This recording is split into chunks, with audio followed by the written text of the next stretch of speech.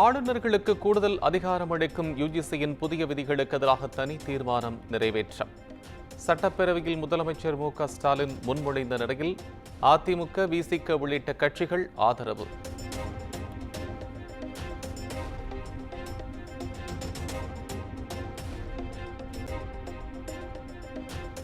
மாநில அரசின் பல்கலைக்கழகங்களை மத்திய அரசு கட்டுப்பாட்டில் கொண்டுவர முயற்சிப்பது கெடுநோக்கம் கொண்டது.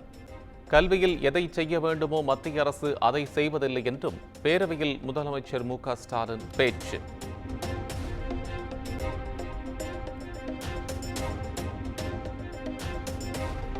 முதலமைச்சரின் தனி தீர்மானத்திற்கு எதிர்ப்பு தெரிவித்து பாஜக உறுப்பினர்கள் வெளிநடப்பு. கல்வி தொடர்பாக திருத்தங்கள் வேண்டும் என்று பாஜக சட்டமன்ற குழு தலைவர் நயினார் நாகேந்திரன் பேட்டி.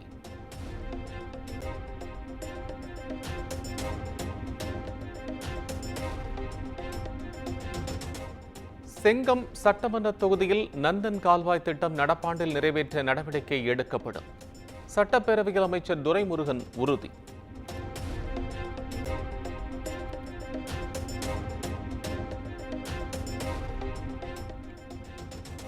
ஆளுங்கட்சி வரிசையோடும் சபாநாயகரோடும் சட்டப்பேரவை முடிந்துவிட்டதா? சட்டப்பேரவையின் கேமராக்கள் இன்றும் எதிர்க்கட்சியின் பக்கம் திரும்பவே இல்லை என்றும் எடப்பாடி பழனிசாமி விமர்சனம்.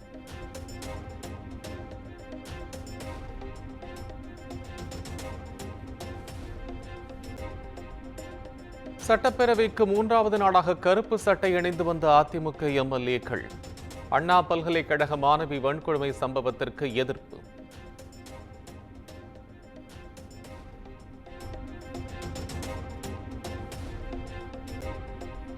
பொங்கல் பண்டிகையை முன்னிட்டு அரசின் பரிசு தொகுப்பு வழங்கும் திட்டம் தொடக்கம்.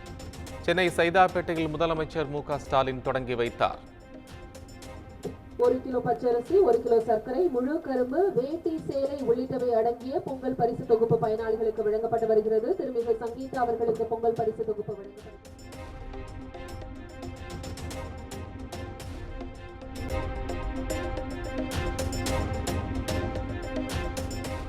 சென்னை நந்தம்பாக்கத்தில் தகவல் தொழில்நுட்பவியல் மற்றும் டிஜிட்டல் துறை சார்பில் உச்சி மாநாடு.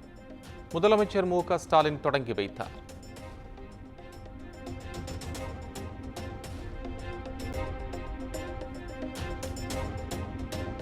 கோவையில் ஏஐக்கான தொழில்நுட்ப பூங்கா அமைக்கப்படும் என முதலமைச்சர் அறிவிப்பு.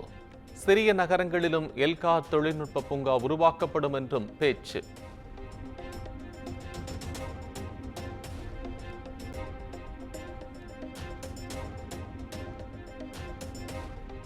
தமிழ்நாடு வளர்வதை ஆளுநர் விரும்பவில்லை என்று திமுகவின் அதிகாரப்பூர்வ நாளேடான முரசொலி கட்டுரை.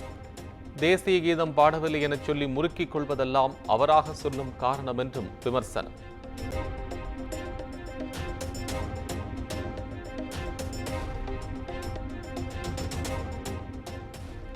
சென்னை நீலாங்கரையில் உள்ள நாம் தமிழர் கட்சியின் ஒருங்கிணைப்பாளர் சீமான் வீட்டிற்கு பலத்த பாதுகாப்பு.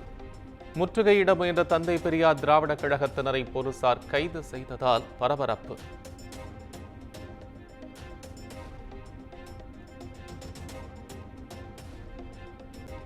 அம்பேத்கரையும் பெரியாரையும் ஒப்பிடுவது முரண் என நாம் தமிழர் ஒருங்கிணைப்பாளர் சீமான் பேட்டி.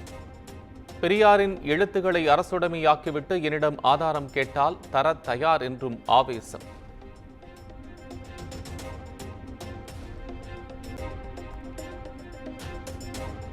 அதிமுக பொதுச் செயலாளர் பதவி தொடர்பாக விசாரணை நடத்த தேர்தல் ஆணையத்திற்கு சென்னை உயர்நீதிமன்றம் இடைக்கால தடை. எடப்பாடி பழனிசாமி தாக்கல் செய்த மனு மீது சென்னை உயர்நீதிமன்றம் உத்தரவு.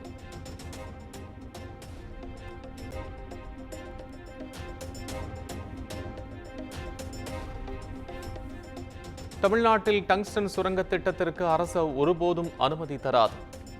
பேரணியில் ஈடுபட்ட மக்கள் மீது பதியப்பட்ட வழக்குகளை ரத்து செய்ய நடவடிக்கை எடுக்கப்படும் என்றும் அமைச்சர் மூர்த்தி உறுதி.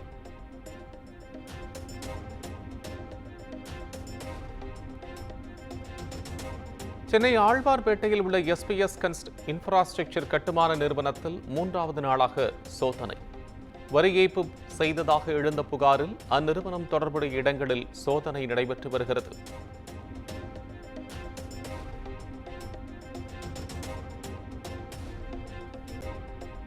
ஈரோட்டில் எடப்பாடி பழனிசாமியின் உறவினர் ராமலிங்கம் வீட்டில் 3வது நாளாக வருமான வரித்துறை சோதனை. செட்டிபாளையத்தில் உள்ள அலுவலகம் உள்ளிட்ட தொடர்புடைய இடங்களிலும் சோதனை நடைபெறுகிறது.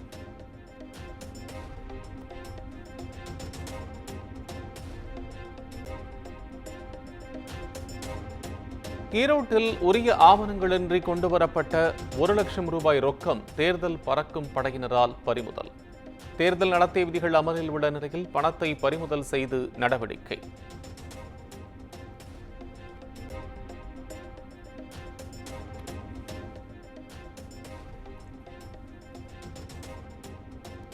திருப்பதியில் கூட்ட நெரிசலில் சிக்கி தமிழ்நாட்டைச் சேர்ந்தவர்கள் உட்பட 6 பேர் உயிரிழந்த செய்தி வேதனை அளிக்கிறது.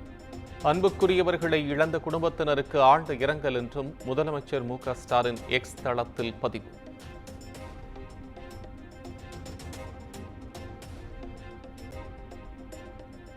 பொங்கல் பண்டிகையை முன்னிட்டு முன்கூட்டியே வரவு வைக்கப்பட்ட மகளிர் உரிமை தொகை. குடும்பத் தலைவிகள் மகிழ்ச்சி.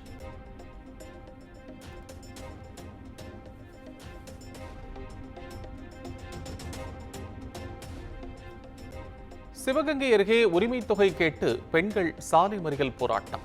பலமுறை அதிகாரிகளிடம் மனு அளித்தும் நடவடிக்கை எடுக்கவில்லை என குற்றச்சாட்டு.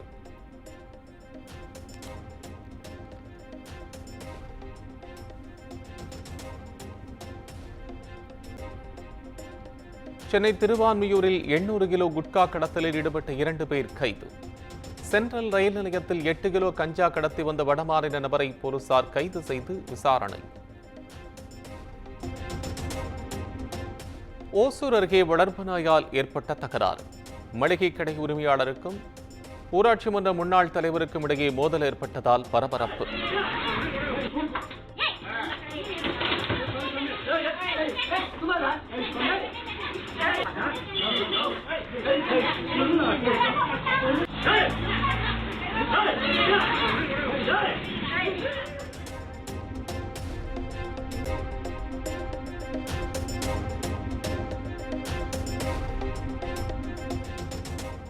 அஸ்ஸாமின் டிமா ஹசாவ் நிலக்கரி சுரங்கத்தில் சிக்கிய 8 தொழிலாளர்கள் 4ஆம் நாளாக மீட்புப் பணி தொடரும் நிலையில் சோனார் முறையை பயன்படுத்த திட்டம்.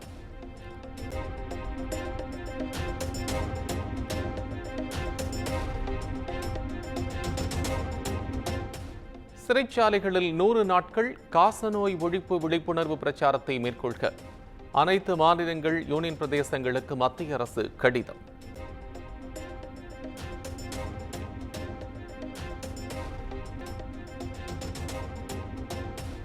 புலம்பெயர் இந்தியர்களுக்கான 18வது பாரதிய பிரவாசி திவஸ் நிகழ்வு ஒடிஷாவின் புவனேஸ்வரில் தொடங்கி வைத்தார் பிரதமர் நரேந்திர மோடி.